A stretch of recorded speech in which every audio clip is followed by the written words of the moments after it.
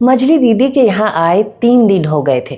सुख सुविधाओं से भरपूर जीवन, शानदार बंगला, लेकिन हर जगह सीलन, एक अजीब सी गंध, कुछ ऐसी जिसमें सांस लेना मुश्किल हो रहा था। कभी लगता था सीलन की गंध है तो कभी लगता दीमक की गंध है। हर दिन हर पल दीमक का साम्राज्य बढ़ता हुआ, दीदी जीजाजी के चेहरों से होता हुआ, दिलों से गुजरता हुआ, उनके रिश्तों में घुसता जा रहा था। जीजाजी इतनी जल्दी ऑफिस क्यों जाते हैं? मैंने ब्रेड कुतरते हुए अपनी एक्सरे मशीन दीदी की ओर घुमा दी। हाँ, दीदी का संक्षिप्त जवाब, जो बात को आगे न बढ़ा सके। आते भी देर से हैं, हमेशा या आजकल ही? मैं आज पीछे हटने वाली नहीं थी, हमेशा। कहीं दूर देखते हुए एक और छोटा सा जवाब आया। ये मेरी बहन नहीं थी जो मेरे सामने बैठी थी। मेरे लिए अब बात घुमाना मुश्किल हो रहा था और बात करना भी। दीदी, क्या है ये सब? कैसे रहते हो आप और जीजू?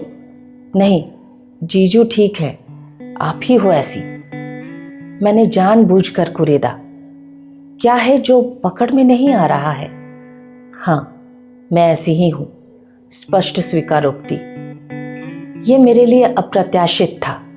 मजली दी को मैंने हमेशा आग का मानवीकरण ही माना, तेज तर्रार, प्रखर बुद्धि की स्वामिनी, आत्मनिर्भर।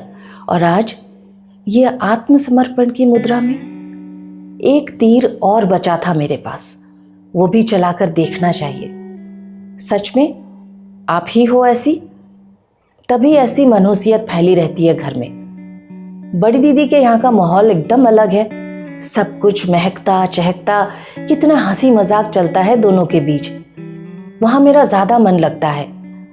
आखिरी पंक्ति बोलते हुए मुझे लगा बात जानने की जिद में दीदी का मन तो नहीं दुखा गई मैं। सही कह रही हो छोटी, दीदी के यहाँ का माहौल ही अलग है।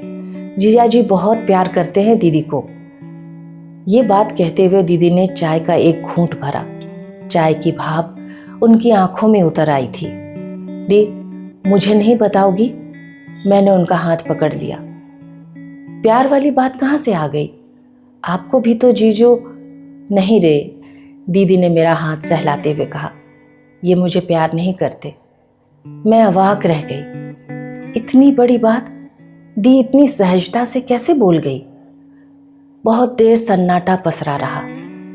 दीदी संभलने की कोशिश कर रही थी और मैं उनके संभलने का इंतजार।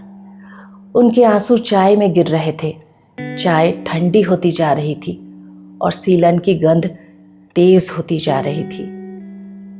आपने कभी उनसे नहीं पूछा? मैंने बहुत कोशिश करके ये 5 शब्द उनके सामने रखे। इसमें पूछने वाली क्या बात है? कारण मुझे पता है। दीदी ने मेरी ओर देखते हुए आंसू पोंछे। जानती हो छोटी, पति कभी अपनी पत्नी को नहीं, उसकी दुर्बलता को प्यार करता है। ये दुर्बलता उसके अहंग को तुष्ट करती है। वो कुछ ऐसा महसूस करता है जैसे एक अंधे को हाथ पकड़कर सड़क पार करा रहा हो। मैंने झटके से हाथ पीछे खींच लिया। ये नहीं हो सकता, ऐसा हो ही नहीं सकता। दी, ये सब फालतू बातें हैं, आप मुझे गोल गोल घुमा रही हैं। ये सच है छोटी। एक उदास मुस्कान दीदी के चेहरे पर फैल गई। तुम बड़ी दीदी की बात कर रही थी ना? दीदी का डर ही उनके रिश्ते को मजबूत बनाए हुए है। हर बात में मैं ये नहीं कर सकती, मैं वहां अकेले नहीं जा सकती, आप बताइए ना ये कैसे होगा, ये मेरे बस का नहीं। यही वो कमजोरी है जो जीजाजी के अंदर बैठे पुरुष को संतुष्ट करती रहती है और सब कुछ अच्छा चलता रहता है। तुमने सुना नहीं, जब सब लोग इकट्ठा होते हैं, जीजाजी अपनी उपलब्धियों का फाइल खोलकर बैठ जाते हैं। बीए करके आई थी, हमने एमए कराया। या फिर कार चलाने में हाथ पैर कांपते थे इसके, हमने खूब प्रैक्टिस कराई।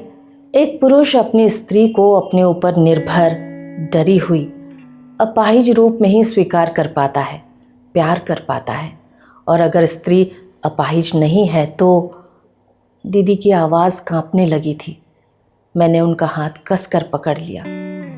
अगर स्त्री अपाहिज नहीं है तो? मैंने अपने स्वर में भी कंपन महसूस किया। तो वो बहुत जल्दी ऑफिस जाता है और बहुत देर से घर आता है, दीदी पथराई हुई आंखों से मुझे देखते हुए बोली। और समझ में नहीं आता है कि पूरे घर में गंध सीलन की है या दिमक की। लकी राजीव की लिखी ये संवेदनशील कहानी स्त्री पुरुष के पति पत्नी के रिश्ते लकी राजीव की लिखी ये संवेदनशील कहानी पति पत्नी के रिश्ते को एक नए नज़रिए से दिखाती है। ये कहानी आपको कैसी लगी हमें कमेंट बॉक्स में लिखकर ज़रूर बताइएगा। और अगर आपको हमारा काम अच्छा लग रहा हो तो हमारे चैनल को लाइक, शेयर और सब्सक्राइब करना मत भूलिएगा। शुक्रिया।